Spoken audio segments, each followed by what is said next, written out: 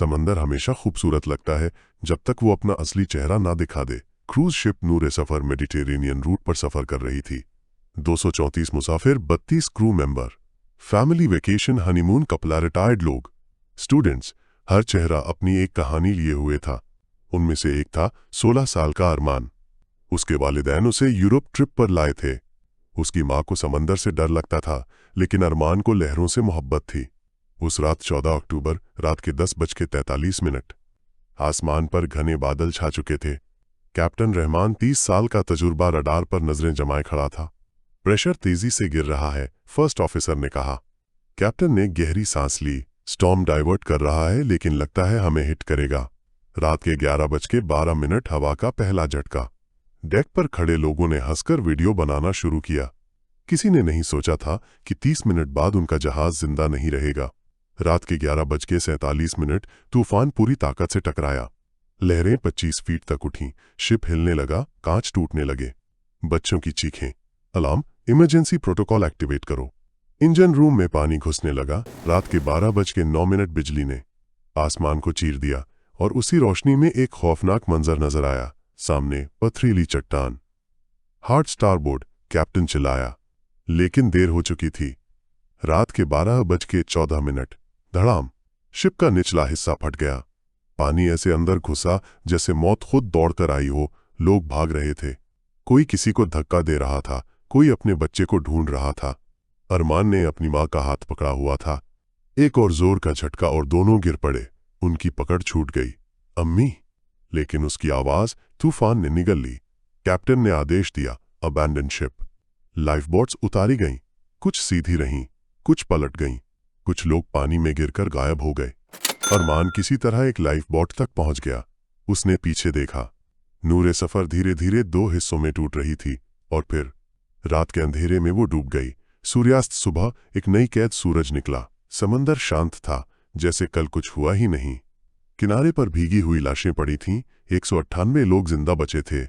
36 लोग हमेशा के लिए चले गए। सामने था एक अनजान टापू, घना जंगल, ऊंची चट्टानें, कोई इंसानी निशान नहीं। अरमान अपनी माँ को ढूंढता रहा, लेकिन उसे सिर्फ उसका स्कार्फ मिला। वो घुटनों पर गिर गया। उस रात उसका बचपन खत्म हो गया। पहला महीना minus survival mode. Captain Rahman ने सबको इकट्ठा किया। हम रेस्क्यू का इंतजार करेंगे। सिग्नल फायर रोज जलाना होगा। 3 टीमें बनाई गईं, पानी टीम, खाना टीम, आग टीम। 2 दिन बाद उन्हें एक मीठे पानी की धारा मिल गई। सबने राहत की सांस ली, लेकिन भूख सबसे बड़ा दुश्मन थी। कुछ लोग मछली पकड़ते, कुछ जंगल में फल ढूंढते। एक दिन गलती से जहरीला फल खा लिया गया। 3 लोग मर गए। डर फैल गया। रात को अजीब आवाजें आती थीं, जंगल से या शायद दिमाग से। साल एक बंटवारा, 3 महीने बाद भी कोई रेस्क्यू नहीं आया। लोग कैप्टन पर इल्जाम लगाने लगे। क्या ये उसकी गलती थी? एक ग्रुप ने बगावत कर दी। उनका लीडर था समीर, एक अमीर बिजनेसमैन। हम जंगल के अंदर बेस बनाएंगे, कैप्टन ने मना किया। ग्रुप टूट गया। 52 लोग समीर के साथ चले गए।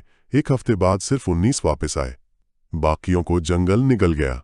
क्या हुआ कोई नहीं जानता। साल 3, तूफान का इंतकाम। तीसरे साल तक छोटी सी बस्ती बन चुकी थी। अरमान अब 19 साल का हो चुका था, मजबूत, खामोश, लीडर जैसा। एक रात सबसे बड़ा तूफान आया। सिग्नल टावर गिर गया, झोपड़ियां टूट गईं, 7 लोग लहरों में बह गए। सुबह सिर्फ 121 लोग बचे थे। लोग टूटने लगे। एक आदमी ने खुदकुशी कर ली, एक और पागल हो गया। फायर साल 5, आग, कैंप में आग लग गई। सारी मेहनत जलकर राख हो गई। उस रात कैप्टन रहमान ने अरमान से कहा, अब तुम लीडर हो। 2 दिन बाद कैप्टन ने दम तोड़ दिया। उनकी कब्र किनारे पर बनाई गई। अरमान ने नेतृत्व संभाला। उसने नया सिस्टम बनाया, शिकार का शेड्यूल, पानी storage system, rain harvesting, double height signal tower. अनुशासन वापस आ गया। साल 8 बदलाव। अब सिर्फ 83 लोग बचे थे। बच्चे जवान हो गए थे। कुछ लोग टापू को घर मान चुके थे। एक लड़की ज़ारा, जो क्रैश के वक्त 10 साल की थी, अब 18 की हो चुकी थी। उसने अरमान से कहा, या तो हम रेस्क्यू होंगे या यहीं मरेंगे। दोनों ने मिलकर टूटे हुए रेडियो पार्ट से ट्रांसमीटर बनाने की कोशिश की। 3 महीने बाद एक कमजोर सिग्नल भेजा गया। कोई जवाब नहीं आया। लहर साल 10, सिर्फ 61 मलेरिया इन्फेक्शन, एक्सीडेंट। अब सिर्फ 61 लोग बचे थे। अरमान के बाल सफेद होने लगे। एक रात उसने समंदर की तरफ देखकर कहा, तूने सब ले लिया, लेकिन हमें नहीं। हेलीकॉप्टर साल 11, चमत्कार सुबह, दूर आसमान में आवाज, हेलीकॉप्टर। किसी को यकीन नहीं हुआ, फिर सब भागे, सिग्नल फायर जलाया गया। इस बार हवा सही दिशा में थी। हेलीकॉप्टर ने चक्कर लगाया, रेस्क्यू टीम उतरी, लोग रोते हुए गिर पड़े। 11 साल बाद वे बच गए। वापसी सभ्यता बदल चुकी थी, स्मार्टफोन, नई दुनिया, लेकिन उनके लिए सब अजनबी था। 234 में से सिर्फ 47 लोग घर लौट सके। अरमान मीडिया के सामने खड़ा था। रिपोर्टर ने पूछा, सबसे मुश्किल क्या था? उसने जवाब दिया, भूख नहीं, तन्हाई नहीं, सबसे मुश्किल था उम्मीद को जिंदा रखना। आज भी जब तूफान आता है, अरमान आंखें बंद कर लेता है, क्योंकि उसके लिए समंदर कभी सिर्फ पानी नहीं था, वो मौत भी था, और जिंदगी भी। समंदर हमेशा खूबसूरत लगता है।